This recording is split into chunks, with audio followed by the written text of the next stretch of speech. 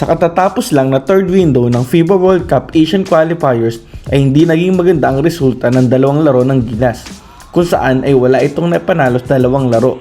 At bukod dyan ay halos wala ding nakuhang produksyon sa natural spare ng opponent si Justin Brownlee na tinamaan nga ng injury.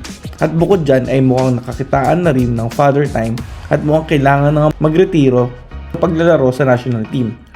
At kaugnay nito, inaasahang kapalit ni Brownlee na si Benny Boatwright ay nalalapit na ding ma-naturalize kung saan pirma na lang ng Pangulo ang inaantay.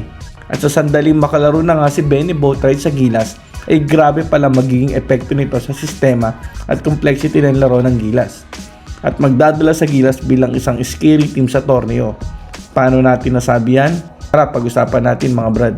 Ngunit bago yan, huwag kalimutang mag-subscribe, like, and comment to our video and hit also the notification bell button para laging updated sa ating mga videos. Sa naging dalawang laro nga ng Gilas nitong nakaraang window ng FIBA World Cup Asian Qualifiers ay halos walang nakuhang produksyon sa natural player ng koponan si Justin Brownlee, tinamaan ng injury. At bukod dyan ay mukhang nakikitaan na din talaga ng father time nito at mukhang kailangan na ang magretiro sa paglaro sa national team. At naikinita na din nating mangyayari to mga brad na sandaling maaprubahan na ang naturalization ni Benny Boatwright na pirma na lang na Pangulong inaantay. Umaasa si Coach Tim Cone na aabot ang pag-naturalize kay Boatwright bago pa mag-Asian Games sa kalagitnaan ng Setyembre. Pero maganda sa August pa lang ma-naturalize na to para masabak sa next window ng FIBA World Cup Qualifiers sa August 28 game ng Gilas. Pag umabot ay sana paglaruin na agad ito ni Coach Tim Cone pag-retire rin na si Brownlee. Sinubukan natin i-analyze mga brad ang magiging epekto ni Boatwright sa Gilas sa pagpasok nito. Grabe mga brad ang magiging epekto nito ni Boatwright kasi bukod sa height and ceiling na may bibigay nito sa team sa kanyang 6'10" frame ay bibigyan din ito ang Gilas ng flexibility at different dynamics sa game dahil nga kaya nito maglaro in multiple positions from 3 to 5 position and can play inside and out. Swak na swak din to mga brad sa triangle offense ni Coach Tim. Pwedeng ito ang tumanggap ng bola sa high post, pwede din itong maging off the ball o maging spot-up shooter sa tres. Magiging diverse ang opensa ng Gilas. Pero ang pinakagusto ko pa mga brad, dahil kaya maglaro ni Benny in multiple positions at may shooting beyond the arc, pwede itong maglaro sa 3 position Tapos si Mike Phillips sa 4 at Kai Soto sa 5 position. Pwedeng sa labas to maglaro tapos si Phillips sa loob. Pwedeng double high post sila ni Kai sa ibabaw dahil sa may shooting sila ni Kai yung tatanggap sa high post sa triangle at pag nalibre doon, pwede i-jump shot. Deadly din ito sa pick and pop. Gusto ko yung shooting form nito ni Boatwright napaka-smooth tingnan. Parang lagi papasok yung jump shot. Pwede din ito sa pick and roll dahil agile naman ito for a big man. Pag gusto ni Coach Tim na pure shooter sa loob, ilalagay niya sa 4 position ito, tapos si KQ sa 3 position. Tapos with 2 guards na may shooting din sa 3. Plus Kai Soto siguro sa center position na may decent outside shooting. Pwede din go small with Boatwright. Si Boatwright ang magiging sentro with Tamayo at 4, KQ at 3, then Dwight at 2, then JGDL at point siguro. Pwede din mag-go big.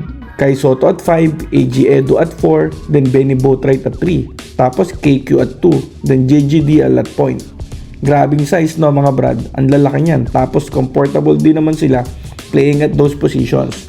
Hindi yung pinilit lang. Kaya dahil kay Boatwright, magiging napaka-versatile at diverse ng opensa ng Gilas na hindi na predictable gaya nung kay Brownlee who can only play at 3 position. Masyadong maliit na kasi si Brownlee sa 4 position. Yun nga lang, iba talaga ang pagiging clutch ni JB at familiarity with the system and teammates. Pero eventually naman makukuha din niya ni Boatwright yan. Mukha din naman kasing team player itong si Boatwright at naglalaro ayon sa sistema. Sobrang goods talaga nito ni Boatwright sa Gilas. Nasabi pa nga ni Coach Tim Cone, dati ay parang pinalaking Justin Brownlee at 6'10".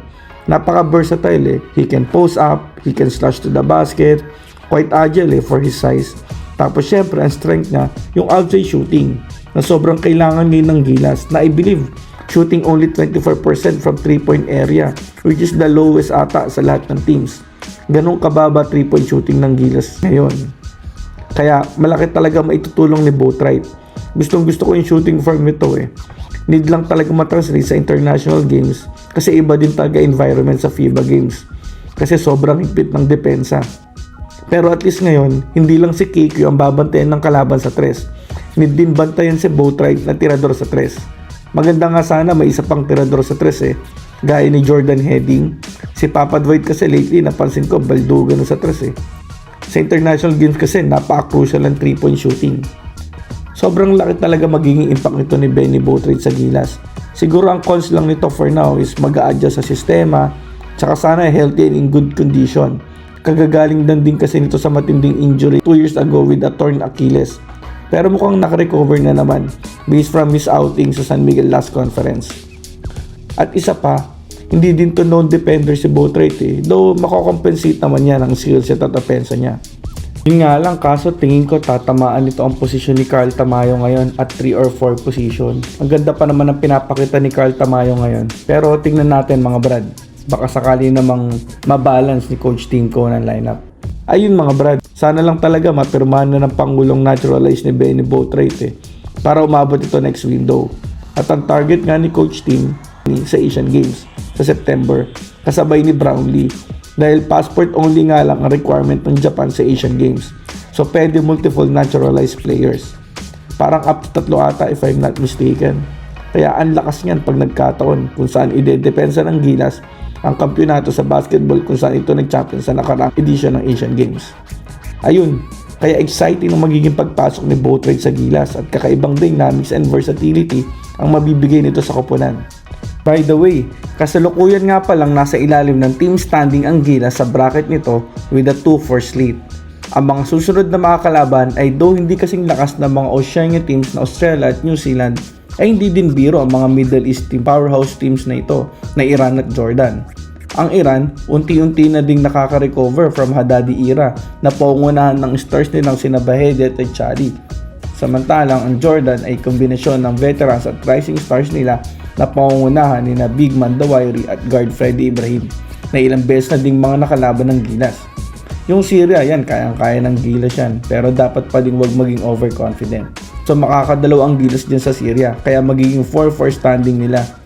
The best kung madadalawan din ng Gilas ang Iran at Jordan para sure na ito sa 3rd place para makapasok sa World Cup since top 3 teams ng bracket ang makakapasok pero kahit man lang tig isang win each.